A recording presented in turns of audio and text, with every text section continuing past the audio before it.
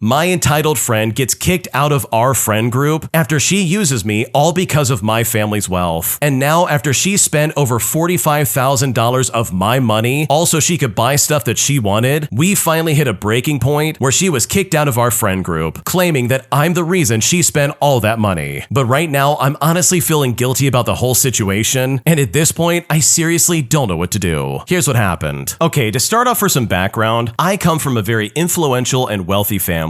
My grandparents were self-made millionaires, and my parents quadrupled the family wealth by the time I was even born. Thus, I grew up in a very different world than most people. When you grow up in a situation like mine, you develop certain habits that are different from most people. Now, having grown up around a lot of affluent children and going to very elite private schools as I grew up, I mean, my parents traveled a lot, so I'd always be moving around with private tutors, filling in where needed. I was never really in one place for too long. So I developed depression as a result of this lifestyle. Eventually, I talked with my parents and I decided to move to a public high school. I was just so desperate for actual friends that I could connect with, and I hoped if I separated myself from that bubble, I could make some real friends. And this is how I met the first actual friends I've ever made. They were already an integrated group of friends by the time I transferred to the school, but one of the guys, who we will call Mark as a fake name, is really into cars just like I was, and so he was the first person to actually approach me on my first day to talk.